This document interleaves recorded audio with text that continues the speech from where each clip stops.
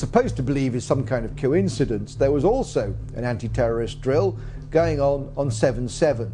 And again, just like 9/11, they were talking about attacks on the same targets, the same kind of tube stations, and exactly the same time as the actual attack happened, providing some kind of cover for what must be operations orchestrated in some way by the state.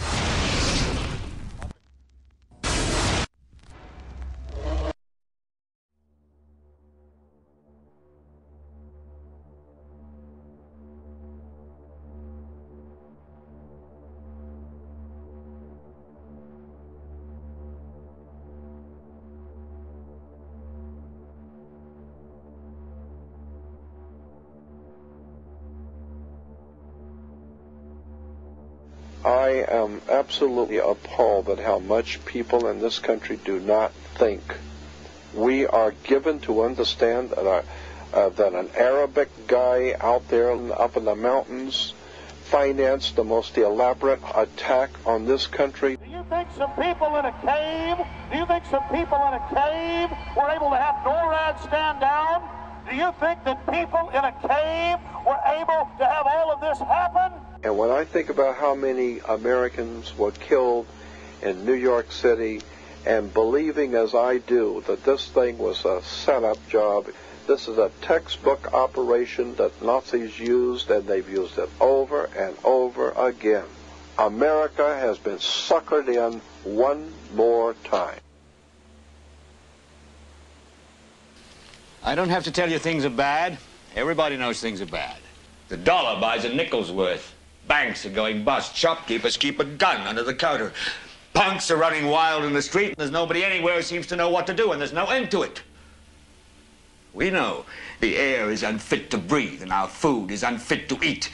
We sit watching our TVs while some local newscaster tells us that today we had 15 homicides and 63 violent crimes, as if that's the way it's supposed to be. We know things are bad, worse than bad. They're crazy. It's like everything everywhere is going crazy, so we don't go out anymore. We sit in the house, and slowly the world we're living in is getting smaller, and all we say is, please, at least leave us alone in our living rooms. Let me have my toaster and my TV and my steel-belted radios, and I won't say anything. Just leave us alone. Well, I'm not going to leave you alone. I want you to get mad. I don't want you to protest. I don't want you to riot. I don't want you to write to your congressmen because I wouldn't know what to tell you to write. I don't know what to do about the depression and the inflation and the Russians and the crime in the street. All I know is that first, you've got to get mad. You've got to say, I'm a human being. God damn it. My life has value.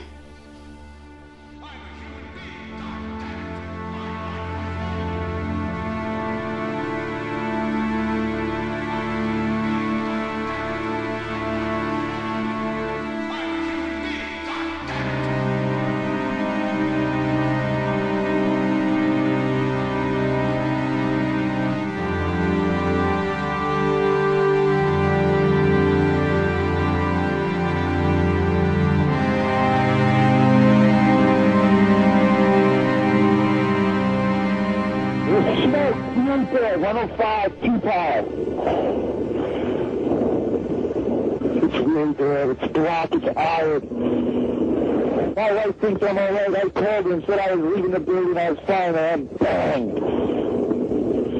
It's three of us, 2 broken windows. Oh, God!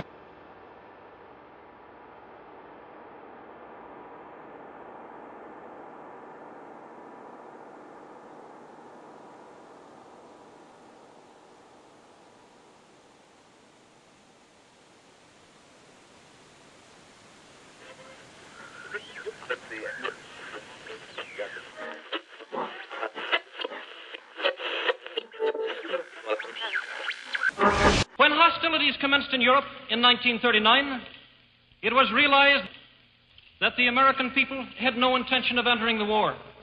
But they believed that this country could be enticed into the war in very much the same way that it was enticed into the last one. They planned, first, to prepare the United States for foreign war under the guise of American defense. Second, to involve us in the war step by step without our realization. Third, to create a series of incidents which would force us into the actual conflict. These plans were, of course, to be covered and assisted by the full power of their propaganda. Our theaters soon became filled with plays portraying the glory of war.